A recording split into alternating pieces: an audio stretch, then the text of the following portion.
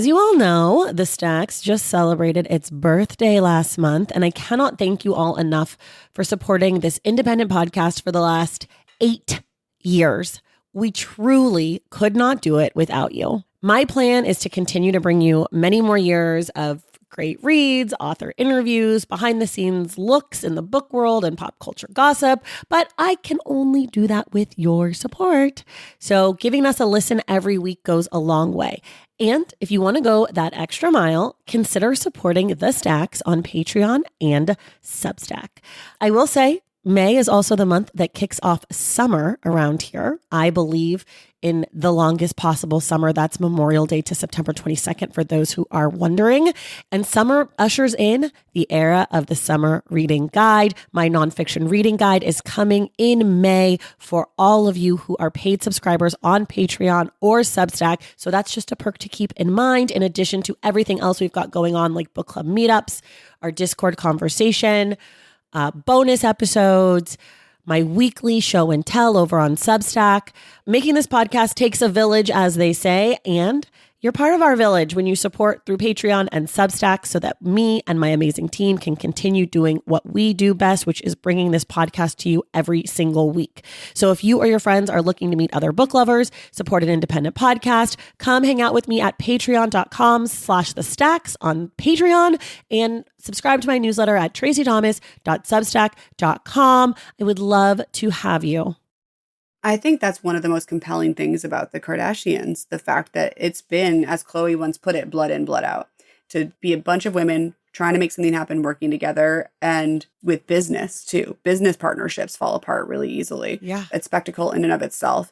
I don't know how they do it, but Kourtney plays a really important role because being this like reluctant Kardashian, but the performativity of her reluctance is really good because even haters of the Kardashian family can identify with a Kardashian.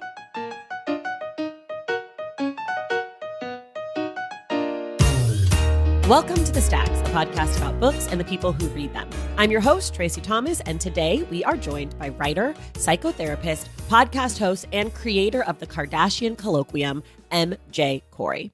She's here to discuss her debut book, Deconstructing the Kardashians, a new media manifesto.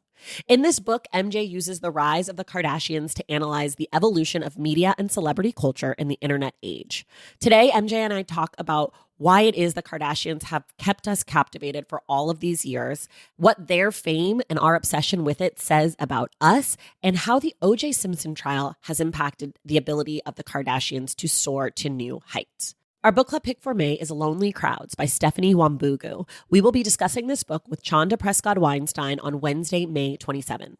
Everything we talk about on each episode of The Stacks is linked in our show notes. If you like this podcast, if you want more bookish content and community, consider joining the Stacks Pack on Patreon and subscribing to my newsletter Unstacked on Substack. Each place offers a slew of different perks where you can find community conversation, join our virtual book club, get bonus episodes, see all of my bookish and pop culture hot takes. Plus, you get to know that your support makes it possible for me and the Stacks team to make this podcast every single week. To join, go to patreon.com/thestacks and subscribe to my newsletter at tracythomas.substack.com. All right, now it is time for my conversation with MJ Corey.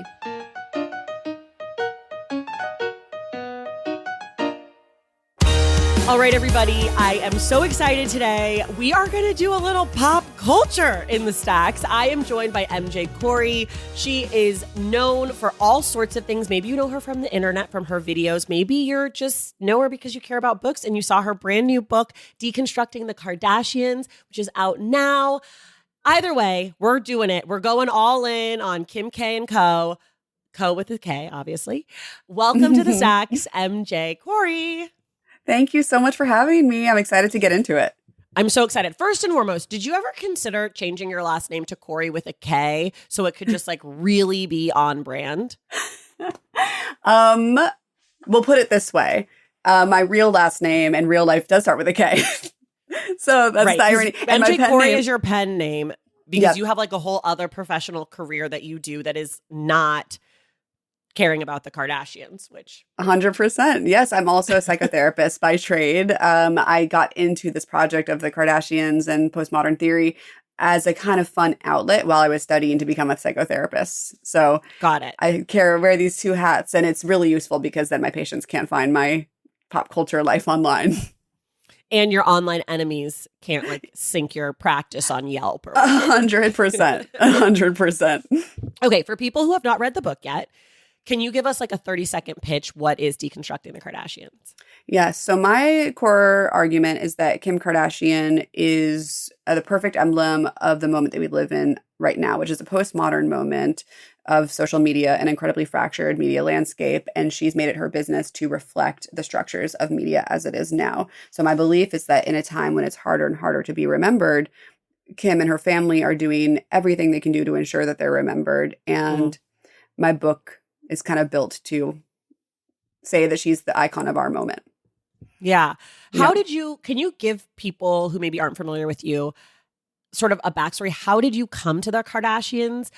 It's one thing to be like, oh, I watch the Kardashians and like talk shit or whatever with your friends on a group chat. And it's a totally different thing to be like, I'm going to analyze them and sort of contextualize them publicly for an audience. So how did you becoming like the Kardashian person happen? Yeah, it happened really organically. I was very late to keeping up with the family, actually. Of course, I'd been inundated with their images and their stories in the media like everyone else as soon as they hit the scene in 2007. But I didn't start actively keeping up until 2018. A friend had the TV show on. I was one of those people that didn't really like reality TV. I felt like it was sort of junk food for the brain kind of thing. And I just was so struck by how the show made me feel. Like, really, this project started with a weird feeling. Like, this episode, it was the Bora Bora episode where Kim is being a diva all over the resort and her brother Rob is not having it. And it was this hyper-produced, perfectly narrativized episode, as we experience of Keeping Up with the Kardashians often. But then in this moment where Rob tells her, Mom raised you better than that, Dad raised you better than that, Kim looks genuinely embarrassed. And it was this collision of something super staged, super produced, and formulaic, and then something very real. And it provoked what really felt like Uncanny Valley in me. And Uncanny Valley is a sensation that scientists have coined for when humans feel like a robot looks too familiar and too human. And so I called my sister, who was a media studies major at the time, and I said, this show really, it struck me. Like, what is this feeling? And she said, you need to start reading Jean Baudrillard and French theory. And that launched a larger study of media theory expansively. And it was just a fun outlet. Like I said, I was studying to become a therapist at the time. And it was really nice to get into like an analysis of something totally outside of what I was doing. Right. And the more inspired I was by the work, I started to document my self-study, and then people were inspired by it, and it kind of built on itself. That's so interesting. Yeah. Did you then go back to the beginning and watch the whole show from the beginning? Or how, like, it's one thing to be like, oh, I saw this one moment and it sparked something in me. And then it's another thing to be like, I'm going to talk like, so at what point your sister suggests like, okay, go read this theory. Mm-hmm. You go read the theory. When do you then decide to go back and like take this whole family through this like theoretical analysis? That's a great question. I'm trying to remember now what I did, because the truth is, and this sometimes bothers the faction of my readership that are fans of the Kardashians, I haven't seen everything. I'm just going to admit to it. I did go back. I watched season 1 and early seasons. There's a few seasons in the later seasons that I just have fully not seen. But because for me, the gist of the show and the gist of what they do is enough to make the theory make sense to me. Right. And I really appreciate the interplay that started to form between the Kardashians and the postmodernists, because the Kardashians really made the postmodernists easier for me to understand, and the postmodernists made the Kardashians and their impact so much easier for me to understand. So this relationship was really gratifying, and it didn't require me to keep up with everything the Kardashians did.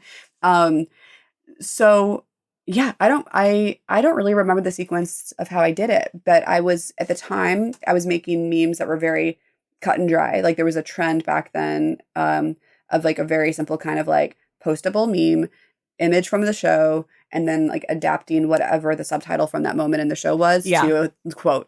And so I was kind of like jumping on that bandwagon a bit. And then I found from audience response, like they wanted more explanation. And I just went with it. Went with it. Yep.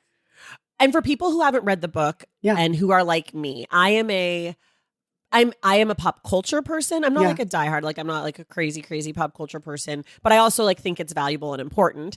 I watched the Kardashians basically every time I would go on vacation and Mm, you'd watch like the vacation television. They always like had E or yeah. whatever. So like I distinctly remember the stripper pole episode, like watching that on vacation, but then like not watching for years. However, I have sort of kept up with the family through social media, through events, like what are Yeah. they wearing to the Met Gala, the gossip, the boyfriends, but I don't watch the show. So if you're listening and you're like, you know, I'm familiar with a Kardashian, but I'm not like a diehard Kardashian person or a hater or a lover, you don't have to be for the book, Oh, nor do you have to be for this conversation. Like you can sort of, if you are familiar that there's like a bunch of them and then there's like totally. the dad who, you know, was OJ related, like if you kind of have the gist of the thing, you can go with it, which I think is helpful because I sometimes think like when a book is about a topic, you feel like, oh, I have to really know or care. And you don't have to care about them to care about sort of the points that you're making. Oh my gosh, I love hearing that. Thank you for saying that. That's what I was hoping to do. That was my goal for the book, that it would kind of have a good equilibrium of both to bring in, because it was a challenge to figure out. All right, my task here is to tell a story of American media history, to explain how we got to this moment of the Kardashians, and I also want to explain the philosophies that help us understand history of media and the Kardashians, and then even the history of those philosophies, and then of course the Kardashians as this lens to understand it all. And so there was a careful balance that I found I had to strike throughout, and it was really satisfying to kind of figure out how to articulate these things, but there's a lot of density to every single angle. Yeah. So that was It's the thing. definitely, I was surprised by the density in the book, to be honest with Oh my you. gosh. Like you see the cover Yes. and like it's much more theory. It's much more like context, history, especially like in that first half than and the way that I would describe how it's broken down is like the first half is a lot of history, context, theory. And then the second half is like you kind of walk us through the Kardashians and say like, remember that thing we talked about before? Yes. You can see that in the stripper pole moment. And that's tied to Marilyn Monroe or whatever. Yes. So for people who are sort of like trying to figure out how to situate themselves in the book, that's how I would describe it as a reader. How were you thinking about audience? Because I'm sure there are people who are coming to this book who know every bit of Kardashian trivia knowledge moment. They're like, this happened in 2018. This happened in 2000. Like this happened before there was ever a show. Like this happened last week. So how Totally. were you thinking about that? That's been a thing for me really from the start. Like it's interesting kind of who like locks into my work. There's Kardashian fans, there's Kardashian haters, there's people that are into the philosophy thing, there's people that are really into the pop culture thing. Like it's really cool to see the way people are responding to it. And I don't know, in that sense, there's like almost like a meta thing with my work of being someone that's promoted writing through the internet and has accumulated a community using these forms. Like sometimes it can be divisive. Sometimes people are looking for something in my work that they're not finding, and that is when I've like left out like a Kardashian moment that maybe they know about that like I've overlooked because it was a season I didn't see, but I felt like another example was good enough, you know? Yeah. But no, with audience, it's still a surprise to me like every day. And that's the cool thing about having like a relationship with your audience from the internet, to kind of find out what the responses are. It's a good question, but it evolves every day, honestly, the more the work gets out there. Do your patients know that you've written this book? I hope not. Okay, you really keep this separate. Oh, yes. I'm a really boundary therapist. I'm a psychoanalytically trained therapist, which is like the classic like blank slate. I'm more dynamic, like I am interactive, but I really keep it separate. But have you ever had a client be like, hey, MJ, or like your real name, like, hey, you were viral and like I saw it. Like, what do you do? I know.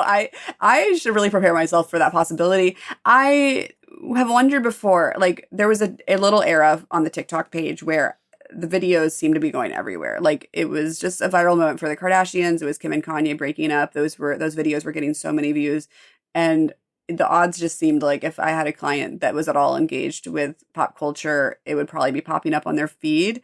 And no one said anything. I've had a lot of the same patients because I do psychoanalytically informed work. It's usually longer term work since I was a young, student therapist.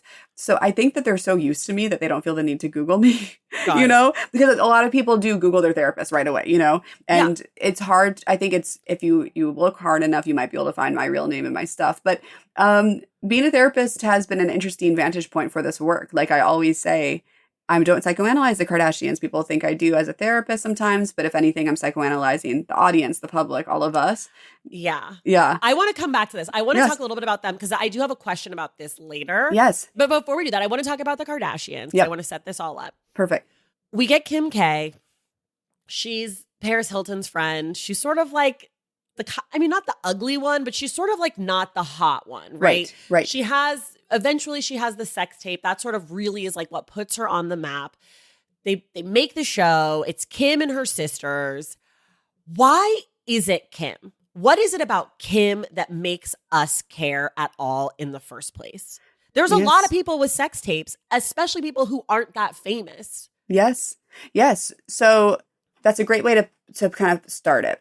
The Paris Hilton chapter is a lot about Kim playing this underdog figure next to Paris. And my research kind of showed me at the time, I remember too, I was like a preteen during this era. Paris Hilton represented this kind of like Bush era beauty ideal. And next to her, Kim was quite a contrast. And Kim had this more exotic beauty that was kind of resonant in a post 9/11 landscape. And with the Obama presidency coming in, and they were this multiracial family, the Kardashians were an interesting arrival to the pop culture landscape.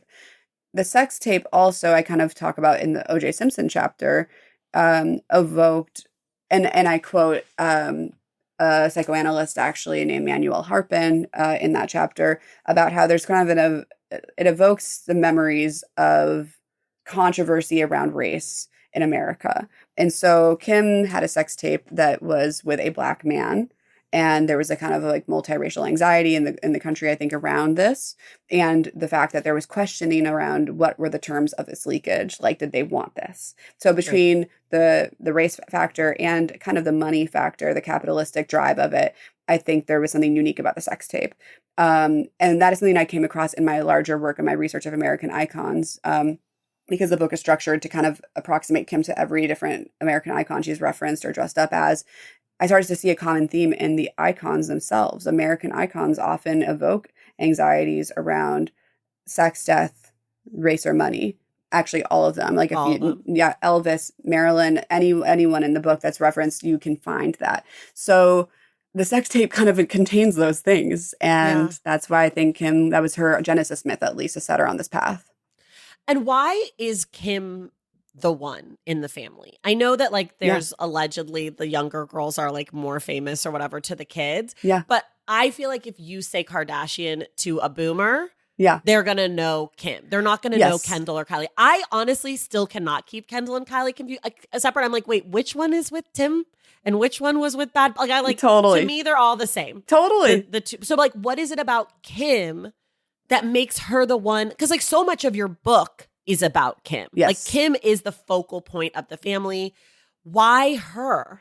Kim holds back. The rest of the family members are able to kind of play these caricatured archetypal roles. Kim is this, like, has this very incredibly restrained neutrality and ambiguity.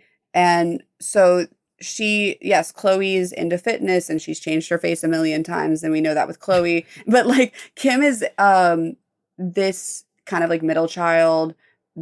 She's focused a lot on her silhouette. Her branding is incredibly controlled. Like, if the argument is that the Kardashians are cultural fractals of all these different things all around ever flattening like a historical culture, Kim is that within the family. She goes between the family members. She has made a brand about her grit and her hard work the most. Like, Kourtney's performance is that she doesn't want to be part of the system.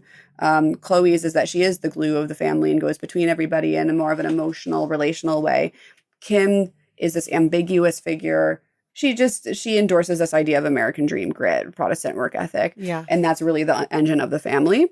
I would say it's all about Kim in terms of like her use of her body as a medium too. Like she's the one that was branding herself. I was talking to someone the other day about how I was talking to a writer who worked on the Kardashian apps, and she was saying that the Kardashian apps as early as the 2010s were about these foundational archetypes, like Kourtney's the organic girly, Kim's the fashion girly, and Kim has used fashion also as storytelling to kind of treat her body as this canvas for different visual stories through her evolution. So that's also been a big thing. Her message gets across further and faster.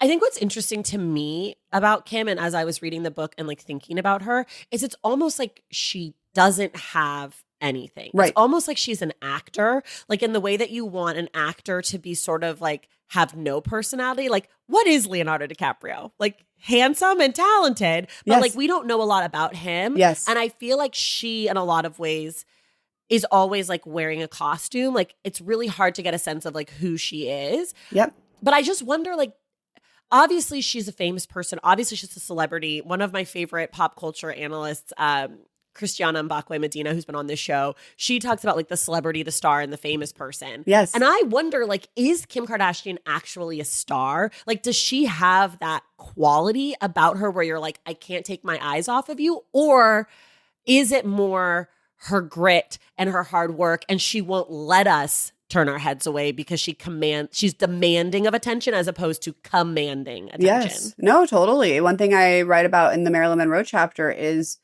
there's more of like an enjoyment of the iconizing of Marilyn Monroe because she was this tragic figure. She lost everything. She died young, where Kim's consent is like part of the problem. Her desire for fame, her lust for fame. There's kind of like there's something that's kind of unappealing about that for people. And people felt, through like over a decade that what they knew about the Kardashians was not consensual, like that they were just flooded by media with the images and stories.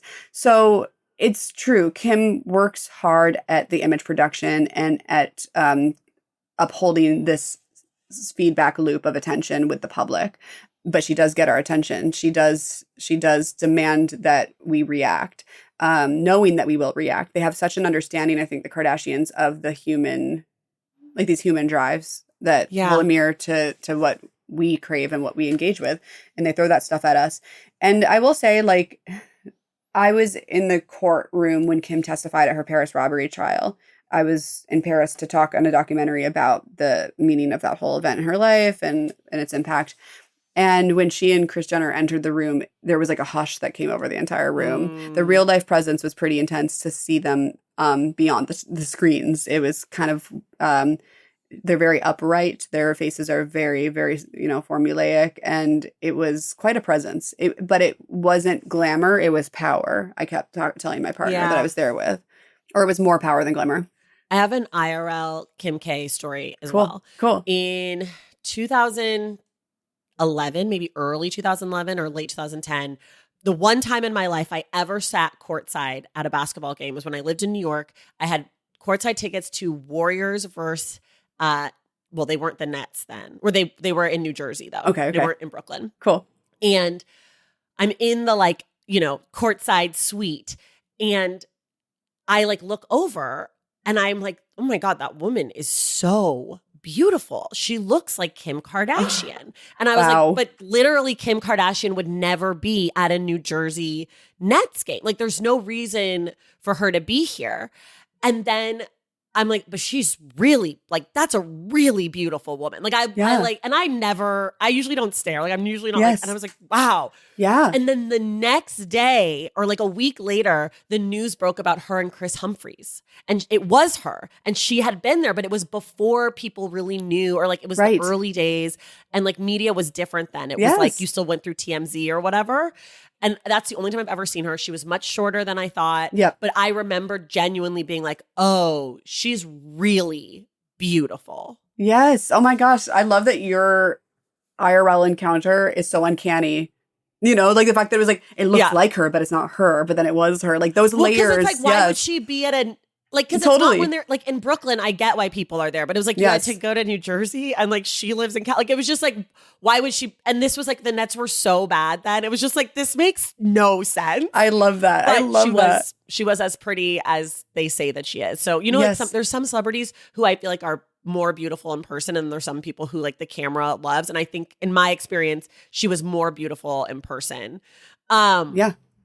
Okay. I want to ask another question though. So you say Yes. she's the driving force, but there's a lot of conversation about Chris. And Chris is really the brains behind the whole operation. Is that the sense that you have given the information? Obviously, you're not like in the rooms with them, Yes. but is Chris really the driving force? Is she really the stage mom? Is she the momager? So, yes, the answer to that question is a more I can give you a better answer to that question than I can even give about Kim, because I think the short answer on the Kim question is really, it is kind of like Kim can be everything and nothing, this blank slate of that's what makes her powerful. I kind of wish I'd said that. With Chris is a very willing like tribute to the spectacle of the family. Chris is down to dress up. She's down to get a tramp stamp of her daughter's names on her lower back.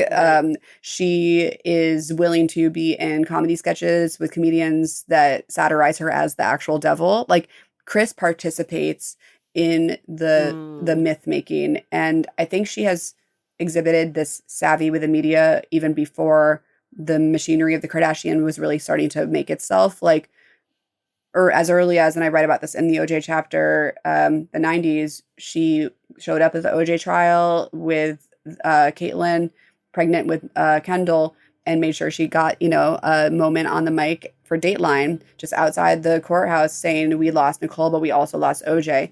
And I just think that's such a, prophetic Kardashian-esque media approach to say both things. We lost our friend, but we also lost him. It's just that ambiguity, that dialectic. It's so Kardashian. And so she had that media savvy so early on when there wasn't really much at stake besides maybe having a good moment on the news. And so I don't know, Kris Jenner, people will sometimes ask me to like, who intrigues you the most in a parasocial way? And if I had to say, it would be Kris Jenner. I can say that much. I'm also fascinated by her. I also just think like their connection to the O.J. Simpson trial. I know that like for a lot of people, especially younger people, that might like not mean anything to them. But to me, it's like so important in my mind. Yes. Like it's like something that I don't know, you can never say, but like I don't know that without it, they become the Kardashians. Like I don't know without being tied to that. Because that was such a thing. Yes, it was like the trial of the century. And it's so essential to media history. It was the beginning of the 24-hour news cycle. It was, I came across a theorist, I wish I could remember his name, but I write it in the book, that there was it was not only this like sensational thing of this like really appealing American family, this like really cool sports star and his beautiful wife, like this like slasher thing that changes everything. And it was so divisive for the country, but there was also a lot with like consumerism. Like there was a theorist that was saying between the glove and the luxury cars, and it was a way for Americans to talk about shopping without shopping. And I thought that was really interesting because I think sometimes, more than sometimes, the Kardashians give us similar fodder, Yeah. Yeah. One of the chapters is about the Spice Girls. Yes. My faves. Mm-hmm. And we talk so much about like groups that break up, and there's this new Michael Jackson movie. The Jacksons broke up. Like it's not uncommon for families to break up. Yep. Why haven't they? Why hasn't Kourtney finally been like, I'm sick of you. I'm sick of this shit. Like why? What is it about them that makes them stick together? I think that's one of the most compelling things about the Kardashians. The fact that it's been, as Khloe once put it, blood in, blood out. And and matriarchies, sisterhoods, it's to be a bunch of women trying to make something happen, working together, and sustain it this long with business too. Business partnerships fall apart really easily. Yeah. It's a spectacle in and of itself. I don't know how they do it besides to say that I think that's what strikes people so much. But Kourtney plays a really important role because being this like reluctant Kardashian, which apparently to some extent is really true for her. Like when I came across really early research about the family signing onto their contract, apparently people just even riffing like said Kourtney didn't want to do it. So it's kind of, so there's that back to that, the combination of like a real and a staged thing with this family.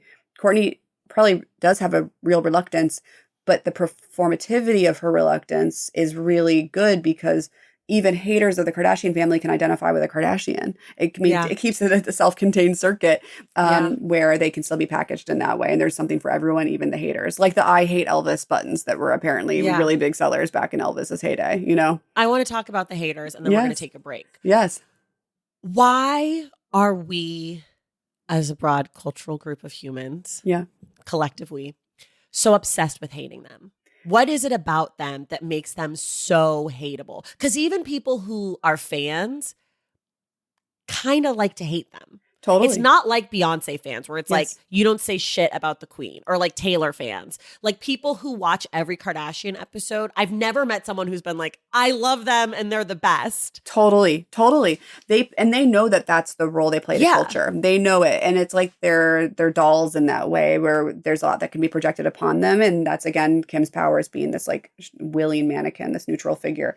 But what I found was, okay, so first of all, I think with celebrity in general, that it operates as this canvas or stage where we can work out our own stuff. So like there's this concept that Aristotle, kind of the concept of catharsis is like Aristotle talked about, where people needed the Greek dramas and tragedies to release their emotions, whether it's pity or sympathy or anger or lust or whatever. And the Kardashians, I think, are the ultimate figures of catharsis culturally. And when they hit the scene, they were really, like I said earlier, American icons tend to evoke a lot of feelings around sex, death, race, or money. When the Kardashians hit the scene, they were doing a lot around sexuality and sex work. So the first season of Keeping Up with the Kardashians is a lot of like the sex tape, doing a partnership with Joe Francis for Girls Gone Wild, like bikini line, the Playboy shoot, and the stripper pole in the bedroom. Then over time, when cultural appropriation became a much larger topic of conversation, what do you know? They start ramping up the kind of volume on that in their brand. And I encountered a sociologist that I really love named Musa El-Garbi, who talked about how the Trump era evoked even greater, more frequent conversations around cultural appropriation. So headlines that had identity cues in them and garnered greater engagement. And so it's interesting that the Kardashians were ramping up their imagery around that time. And then in the 2020s, when class rage and class consciousness was really at a high, then they start really talking about Marie Antoinette again. And Kim is showing us crazy house tours of her Skims office. And there's like a tanning bed in there or something. Or maybe it was a red light thing. But either way, it's they do mirror what's feeling really urgent and pertinent in culture at that time, anxiety-wise, strong emotion-wise. And that's why I think they develop this strange parasocial thing with the audience where we're pulled in, they're demanding attention, even if they can't, they're not commanding it. Yeah. Okay. Yeah. I want to stay on this, but let's take a quick break and then we'll be right back. Perfect. Yeah. Here on The Stacks, I have talked to countless debut authors who spent years dreaming of the day they'd finally see their books out in the world. All that was left was finding a publisher to bring their stories to life. If you're finding yourself in the same boat, I'd like to introduce you to Ingram Spark. Ingram Spark is an award-winning publishing platform that provides everything you need to successfully self-publish your book. It costs nothing to sign up and upload your book, and with free publishing tools and resources, you can focus on what you do best, writing your story, while Ingram Spark makes it possible to share with the world. When you self-publish with Ingram Spark, you are automatically plugged into one of the publishing industry's largest global book distribution networks, giving you access to over 45,000 retailers, including independent bookstores and libraries. Ready to bring your story to life? Get 15% off your first order of 15 or more books using code STACKS15. This offer expires at the end of the year, so get started today. Starting your own business can be a little intimidating. Trust me, when I first started this podcast, I had to figure it all out on my own, from designing brand assets to scheduling episodes to managing social media. It was way more overwhelming than I originally had expected. That's why it helps to have a tool that can simplify all the tasks you do so you can focus on, the fun stuff. For millions of businesses around the world, that tool is Shopify. Shopify makes starting your own business effortless, offering hundreds of ready-to-use templates to build your brand identity. AI tools help you to write copy and enhance images, built-in marketing tools to create bespoke email and social media campaigns, and so much more. The best part is you can manage all your tasks in one place, making your life easier and your business operations way smoother. No need for multiple websites and platforms. Shopify does it all. Start your business today with the industry's best business partner, Shopify, and start hearing. Sign up for your $1 per month trial today at shopify.com/thestacks. Go to shopify.com/thestacks. That's shopify.com/thestacks. All right, y'all. Spring is here. And as you know, this year I've sort of made being comfy and cozy my mission. And Cozy Earth has just upped my game because they have reminded me that I can actually bring the cozy comfort of my home out into the world. I just got a pair of their Cozy Earth clogs, and they have become my all-day hangout, kick it shoes. I just slip them on in the morning. I'm set for everything I have to do, whether it's morning drop-offs with the minis, walking back and forth between the garage where my office is and the house, doing some quick errands. It's just like a basic everyday, I need to throw on a pair of shoes. These clogs are it. Also, try them out. If you don't like them, that's fine because Cozy Earth backs everything with a 100-night trial because they're confident that you'll love them. And I just told you you're going to love them, so you know you're going to love them. Plus, your purchase is backed by a 10-year warranty that protects against damage for an entire decade. That's called commitment to quality. I love them. This spring, give yourself the kind of comfort that lives with you all day, not just the moment you get home. Head to cozyearth.com and use my code THESTACKS for an exclusive 20% off your purchase. And if you see a post-purchase survey, be sure to mention that you heard about Cozy Earth right here on The Stacks. True comfort lives here.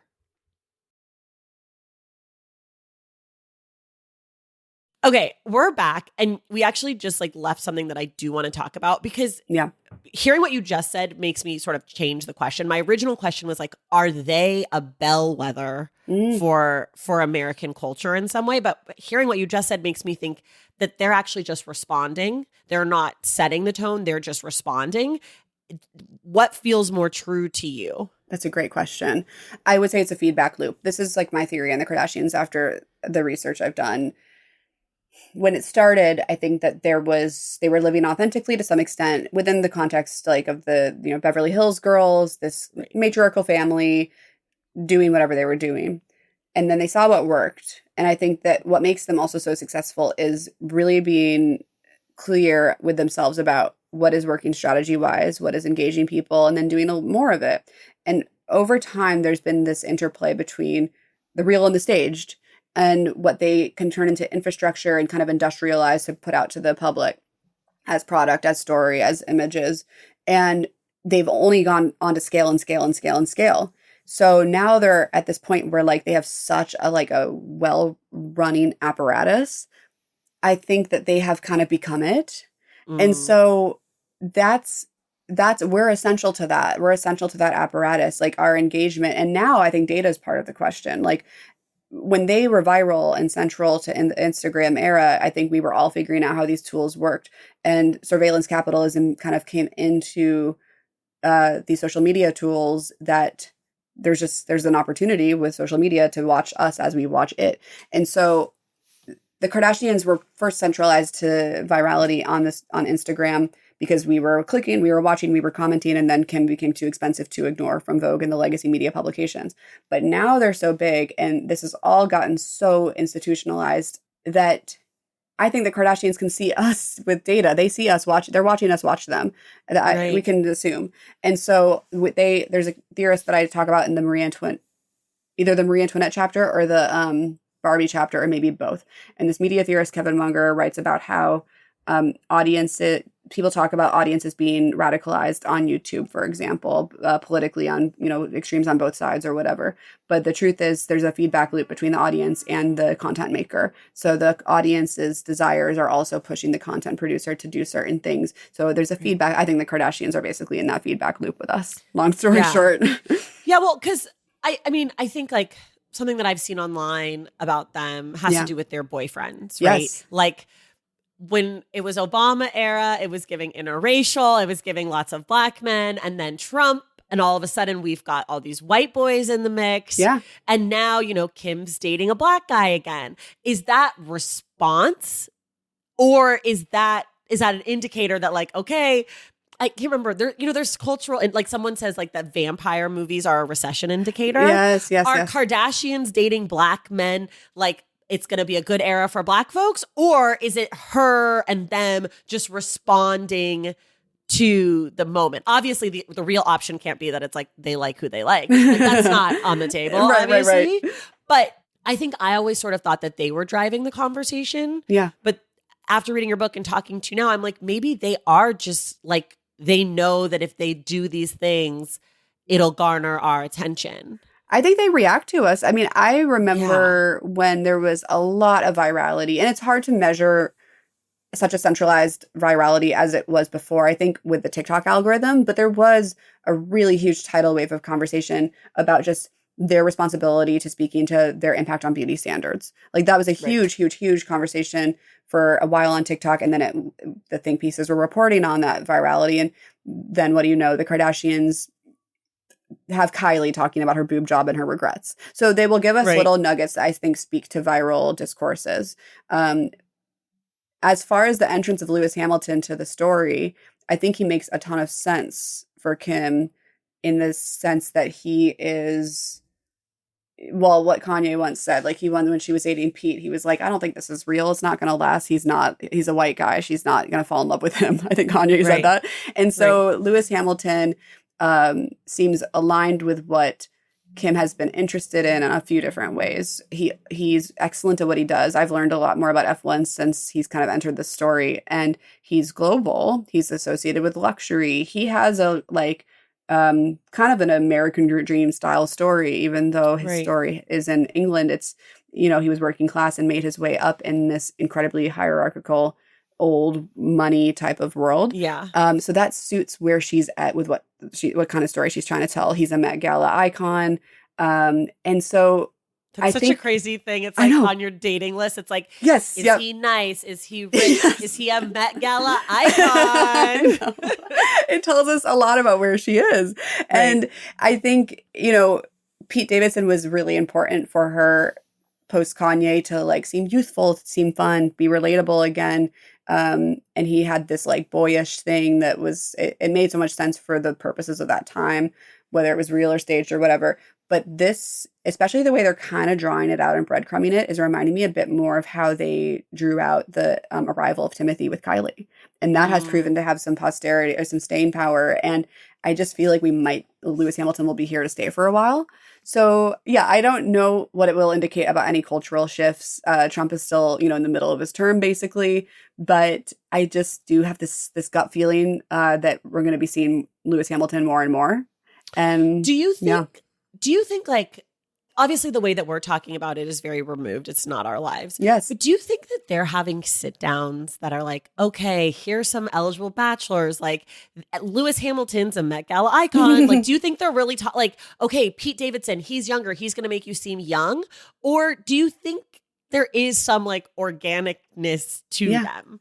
I think it goes back to that like interplay that I feel like perhaps they've gotten very comfortable with of there's a vibe here, or this kind of makes sense for these reasons, but I'm into it.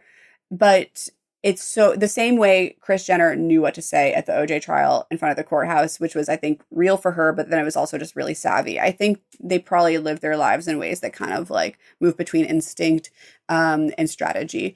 That said, I find myself really fascinated by what their calendars must look like, because what is true is that they layer stories in like major ways. Like they when Kim was doing her testimony at the Paris robbery trial, inside the courtroom, she was declaring live in real time, I'm here because I want to be a lawyer.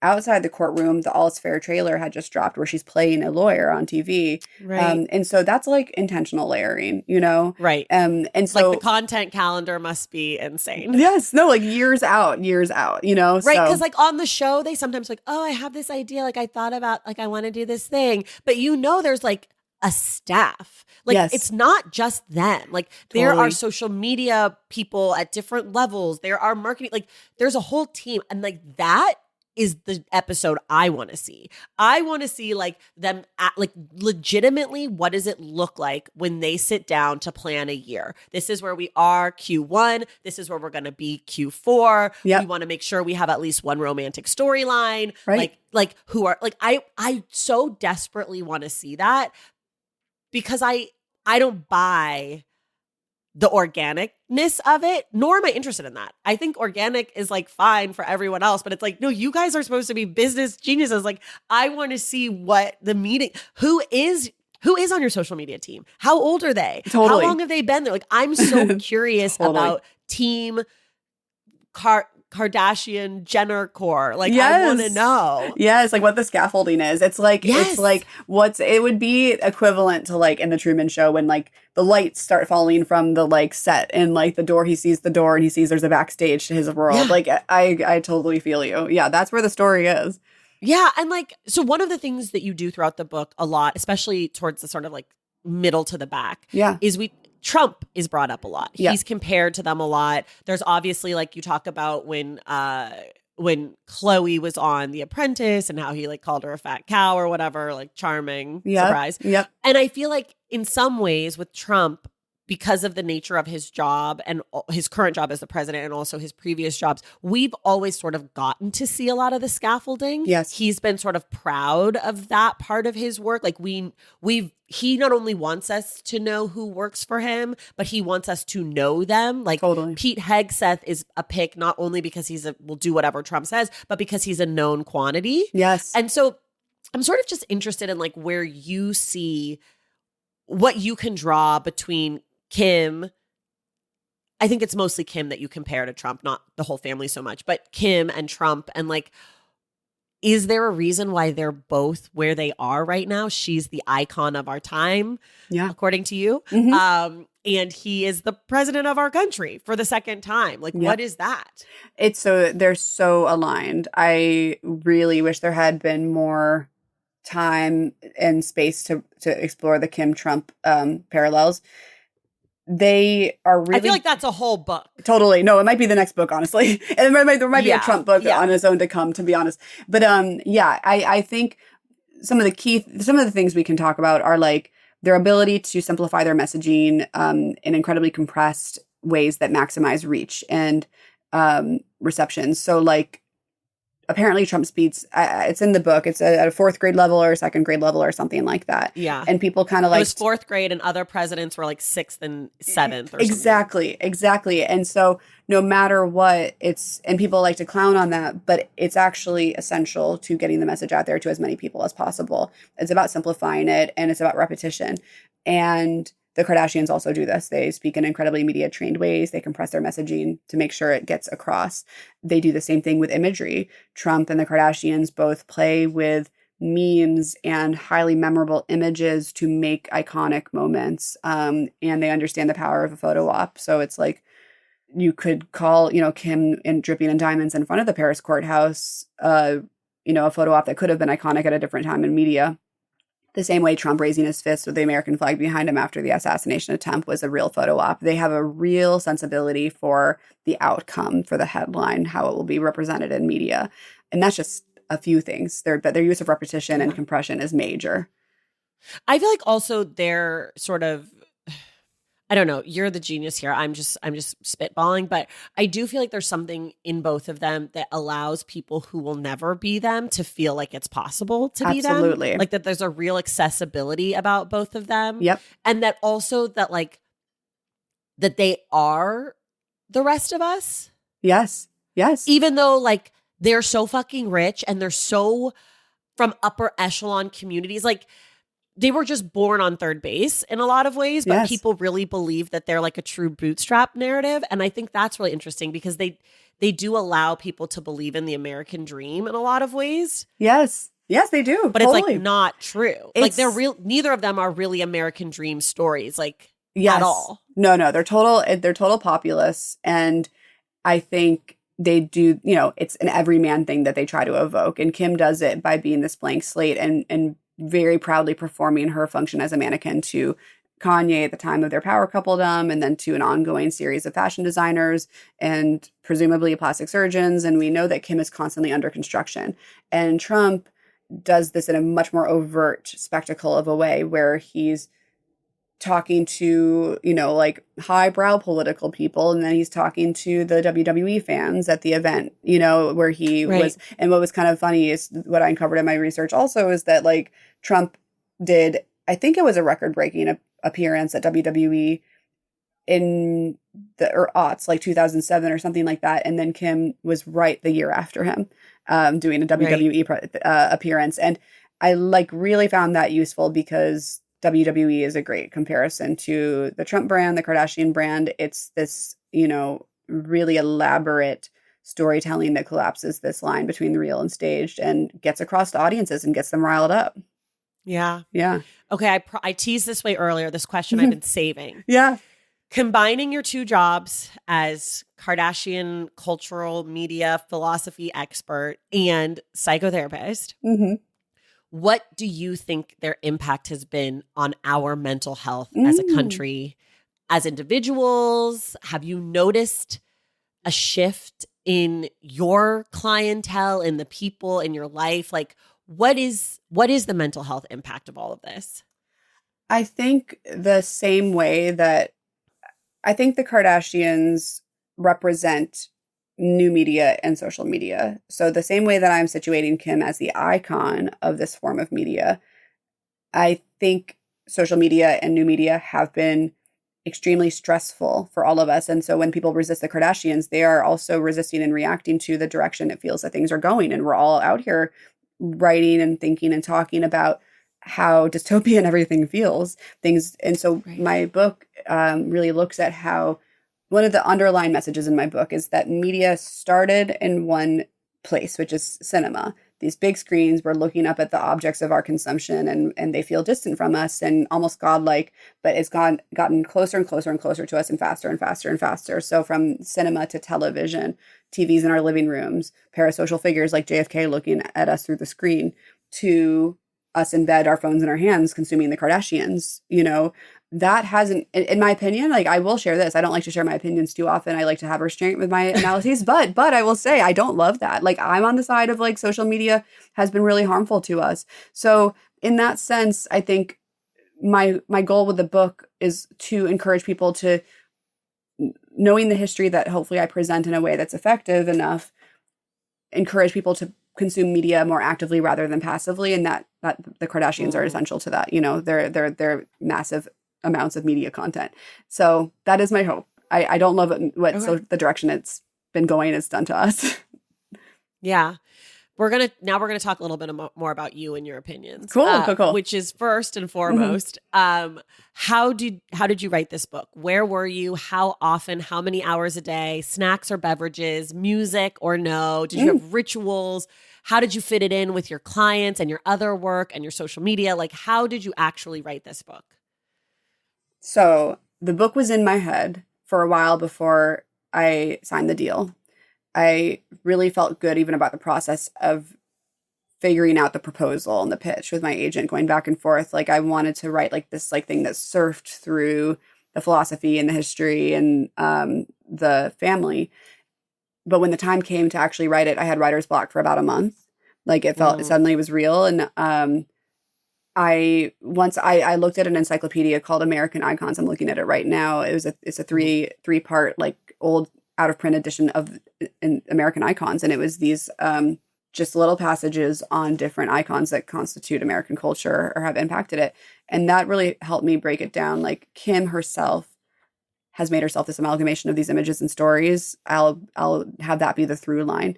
And so that made things unlock, but then it became a real tidal wave. So I was writing like 12, 14-hour days sometimes. I wrote on a treadmill, like a walking desk in my kitchen. I live in New York, so it's tiny like treadmill in the kitchen. And I lived on allergy-safe protein shakes that my ex found. Like I just lived on those and wrote at my treadmill most of the time, or in bed actually, for about a year and a half. And I had a year to write it. I extended it for 6 months. I felt very conscious of the deadline, so I wrote as fast as I could, and that's how I wrote it. It was a harrowing experience. It changed me as a person. I learned so much about media that I felt never the same again, and I'm really grateful. I'm just so grateful I had this opportunity. Truly, I sound like a Kardashian, but it's true. Do you watch other reality TV? Not really. I do watch Love is Blind sometimes. Like I watched a few early seasons of it, then I kind of fell off, and then I watched the most recent one, but not so much, honestly. I feel like that is like fodder for a therapist. Yes. I feel like you could really be doing, like, I don't feel like you could shut your brain off, because I feel like for most people it's like, oh, I watch reality TV to like shut my brain off. But Love is Blind, of all the shows I watch, is the one where I'm like, I am diagnosing these people and I know nothing. Totally. Like, I'm like diagnosing this city. What is the culture of this place? Yes. Like, holy cow. Do you ever watch The Traitors? No, I've never seen that one. It's so good. You need to watch it. Okay. It's great. And you could like do like a little, but it's also really fun. That's my favorite. I've heard it's good. No, I've heard it's really good. It's really good. And it's a game show. So it's like there's a lot at play, and like about dynamics, like racial dynamics, and you know, who do we trust and how do we trust them and what does that look like? And anyways, it's really good. Yes. I'm curious about it. My partner's sister loves it. She's wanted to theme her bachelorette party around it, actually. So I will check it out. I do love, actually, I think this counts as a reality show, kind of. The Netflix propaganda for WWE, because they just bought WWE or did some partnership with them. But it's the show called Unreal, and it's like fake behind the scenes on professional wrestling, but it's really just an ad. I've heard of this. But it kind of like unlocks my brain a bit, like the Kardashians do. I find it's entertaining. I do enjoy watching it. Well, I feel like wrestling is there's so much in wrestling. Totally. I don't watch wrestling because I have boundaries. What's a word you can never spell correctly on the first try? Oh. You know what's scaring me? And this is to my point about my concern about how social media is impacting us and just AI and everything that is happening. I've become a worse speller, and I was always good. I was always bound to be a writer. I always loved to read and write. And I was a kid. I was great at spelling. And I'm noticing I'm messing words up.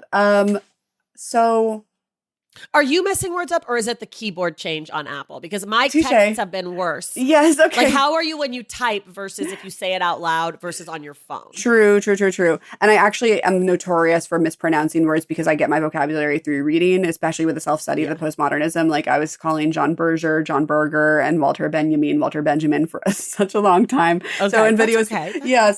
I'd have to think on the word thing, but I want to be more rigorous lately with that.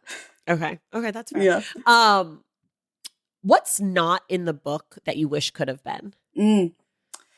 We cut it down a lot because I wrote like double what it is, but there's a few chapters that I'm really fond of that we put into a pre-order campaign as like a little chapbook. One is it's a little bit like me waxing poetic about the role that the backyards play in the family's stories. It's like these like Garden of Eden type spaces where there's kids running around like cherubs, and also they use them as blank canvases for whatever they want their worlds to be. So they put parties up, they install parties of like, now they're in Hawaii, now they're in Cuba. So the backyards chapter was kind of fun. There's a wax figures chapter that we didn't include where I talk about, the history of Madame Tussauds and their relationships with wax figures. There's one with roller skating. The idea of the roller rink as a medium, because the Kardashians kind of hopped in on that trend for a second after the pandemic interest in roller skating. So those were darlings I had to cut.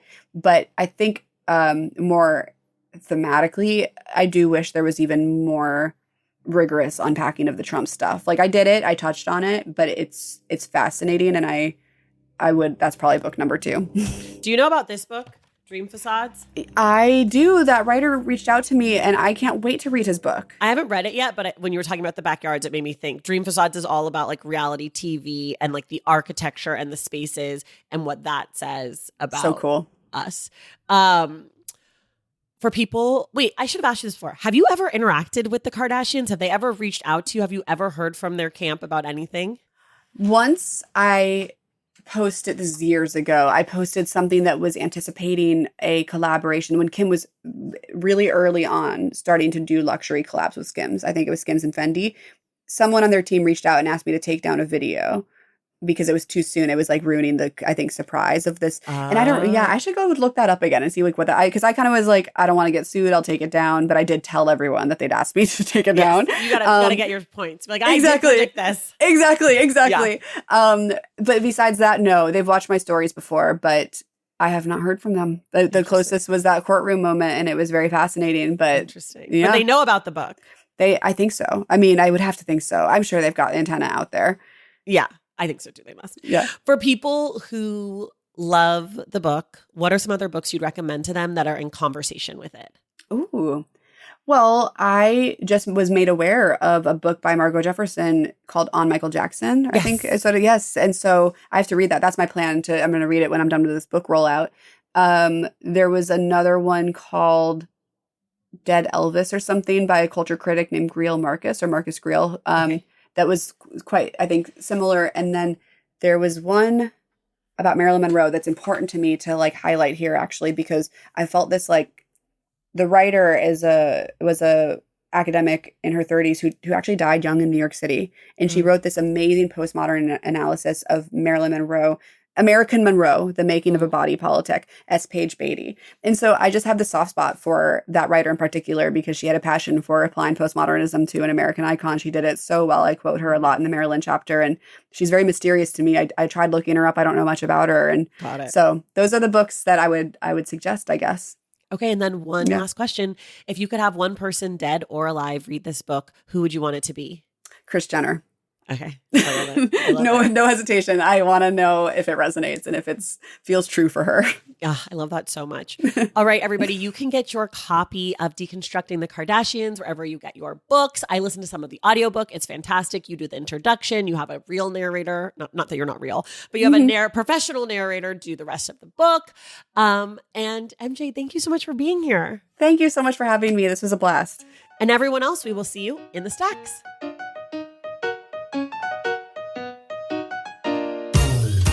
All right, y'all. Thank you so much for listening. And thank you again to MJ Corey for being my guest. And a special thank you to Rose Cronin-Jackman and Julia Partreau for your assistance in making this episode possible. Our book club pick for May is Lonely Crowds by Stephanie Wambugu, which we will discuss with Chanda Prescott-Weinstein on Wednesday, May 27th. If you love the show, if you want inside access and bonus content, go to patreon.com/thestacks. Join the Stacks Pack. And then you can also check out my newsletter at tracythomas.substack.com. Please take a moment to just look at your phone and double check that you are subscribed to the Stacks wherever it is that you're listening to my voice right now. And if you listen through Apple Podcasts or Spotify, leave us a rating and a review. For more from The Stacks, you can always follow us on social media at The Stacks Pod, on Instagram, Threads, and now YouTube. And you can check out our website at thestackspodcast.com. Today's episode of The Stacks was edited by Christian Duenas with production assistance from Sahara Clement. Additional support was provided by Cherie Marquez, and our theme music is from Tigirigis. The Stacks is created and produced by me, Tracy Thomas.